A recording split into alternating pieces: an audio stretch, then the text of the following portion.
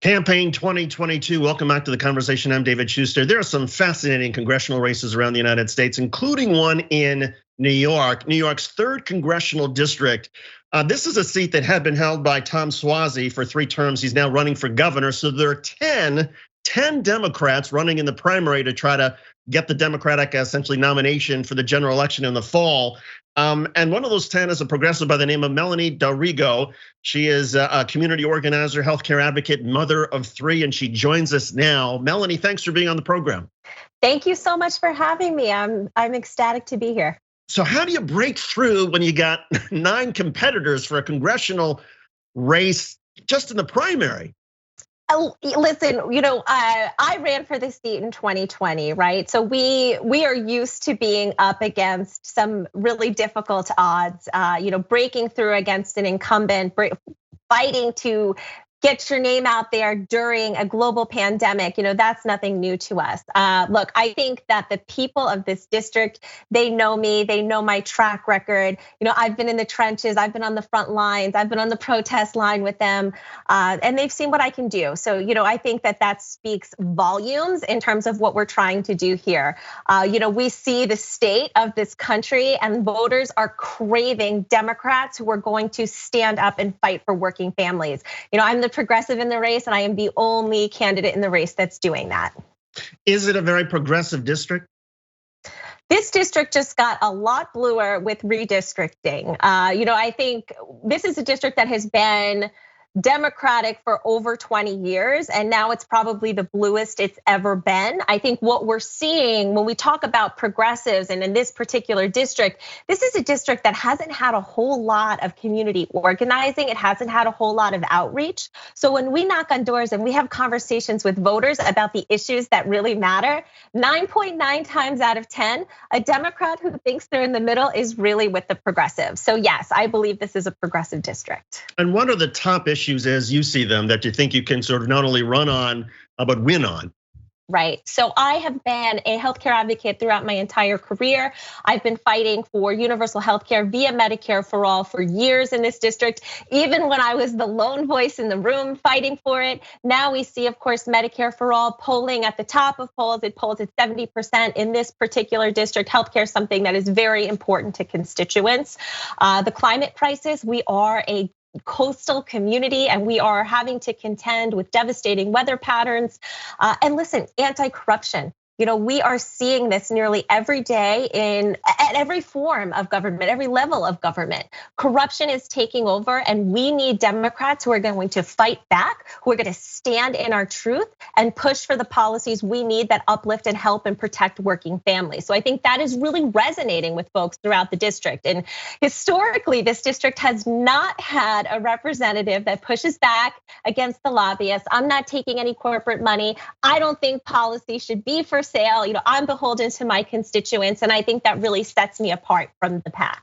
So if the pharmaceuticals came to you and said, Melanie, we kind of like you and we like your candidacy, but here's a boatload of money so that if you do get elected, go ahead and go for Medicare for all, but let us set our own prices for pharmaceuticals. That's a hard no. That's going to be a hard no for me. I don't think representatives should run for office to take a lobbyist check. We shouldn't run for office to stay in office. We should run for office to serve our communities.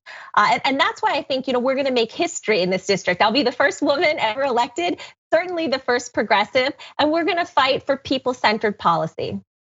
One of the policy proposals you've put forward is something called the Paid By Act, and it would essentially require political candidates to disclose the corporate special interest money they get. You've also added now judicial nominees to this. I assume that's related to Clarence Thomas and some of the fears that people had about conflicts of interest involving him and his wife. Well, I'll tell you, it's not just Clarence and Ginny Thomas that we're dealing with here. There are the last 3 Supreme Court nominations, or excuse me, judges that have been confirmed have come from the Federalist Society. There is a large dark money movement funding an agenda for the ultra-right corporate wing of this country. And how that manifests is a very, anti-union, anti-environment, anti-choice, immigrant agenda, and we're starting to see it play out on the federal bench and certainly in the Supreme Court. So yes, we're dealing with some deep-rooted corruption, and we need to cut it out right at the root here. Would you support campaign finance reform? Never mind the paid, the paid by act that requires disclosures, but sort of take it even further to where Bernie Sanders and others have gone. And even, there's some people, Pete Buttigieg, I think, has said in the last campaign that the fundamental thing that has to be done to fix democracy is to take some of the money out of politics and put some limits back in. Would you support that? 100%. I mean, look, I have been an ardent supporter of overturning Citizens United. We've been talking about the corruption on the campaign trail for years in this district. But what the Paid By Act would do, I believe, is a step to overturning Citizens United. Obviously, that's going to take a little bit more work. It's going to take a little bit more time. When I introduced the Paid By Act last cycle, I invited candidates all across the country to endorse it, and many did. This year, I have invited my fellow opponents in the race to endorse it because I think it is critical for our survival as a country, as a democracy. So far, no one has taken me up on that, and I think that speaks volumes.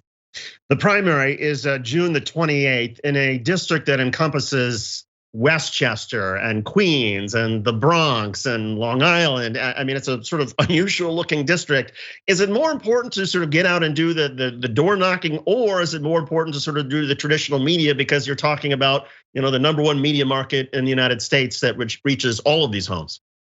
I think it's a mixture of both, but as a community organizer, I can tell you that nothing is more powerful than that one-on-one conversation at the door. We've been knocking in what amounts to about 80% of this district for over a year, and that's in addition to my run from 2020. We've been in the Bronx nearly every weekend. We've been up in Westchester a couple times a week. We spend a lot of time in Queens. We have built some deep-seated alliances, and I think races like this, crowded primaries, it's going to come down to your field operation. And thankfully, we are the race that has the most volunteers. We have the most excited and energized base. There's a passion for change. That's what we're bringing to this race. And I think ultimately, that's what it's going to come down to. I mentioned some endorsements earlier. We've been endorsed by Our Revolution. We have 19,000 members in the district. And of course, we know Our Rev is really good at mobilizing and energizing their base, and their members. So we're very excited to get out and hit the doors with them as well. It still must be challenging, though. I mean, this is an expensive race, right? When you're talking about the New York area, and if you're not taking money, PAC money, you're not taking corporate money, you still have to raise a lot of money in smaller increments. Do you find yourself having to spend a lot of time, perhaps more time than you'd like, essentially trying to get people to give you money? Unfortunately, yes, and I don't see that changing until we fix campaign finance reform. As you know, it's such a broken system, and we're seeing it in this race. We have a bundler in the race, we have someone taking a ton of lobbyist money in the race, and everywhere in between. What I think this race is going to come down to is big money versus big organizing, and thankfully, all the organizers are with our campaign in every county, which the 5 counties of this new district, and we're very fortunate and excited to have them. But yes, money is important. You still need to raise a certain threshold in order to pay your staff, in order to buy palm cards, et cetera. So of course we do accept, donations from folks all over the country. But I am a grassroots candidate, and we've taken a hard line on not taking any corporate money or dark money because, listen, our government has to mean something. This process that we're all fighting for, the democracy should mean something. And it doesn't when you're bought and paid for. There is something that seems to come out of particularly conservatives who, when they hear about progressives, they think, oh my God, progressives are like anti-family or not family friendly. You're the mother of 3. I wonder if you can sort of help explain to, I don't know, some of the skeptics out there how it is that you're able to be a family person and also still be a progressive at the same time. Yeah, well, look, I think progressive policy is deeply rooted in human rights and civil rights. It's rooted in working families. As a working parent myself, I'm fighting for the future for my children. I have 3 kids, as you mentioned, they're 11, 7, and 5, and they have been at protests. They've been knocking doors. They've been at rallies. They've been at teach-ins and educational events since they were babies. And I feel quite proud as a mother that I'm raising these 3 little change makers who deeply understand politics policy. In fact, better than many adults do. And I think this is what creates a good community. This is what creates the society that we all want to live in, right? There have to be pillars and values that we all align to. And we can use the buzzwords. We can say progressive, we can say conservative. But what we've done really well in this campaign is just cut right to it and talk about the policy. Listen, it doesn't matter if you're a Republican or you're a Democrat or anywhere in between, you need healthcare. You want a good school for your kids. You want to have affordable housing. You have to address the climate crisis, right? So I think that when we talk about progressive policy creates a future for our children and grandchildren. And without it, I am afraid that we're going down a very scary road.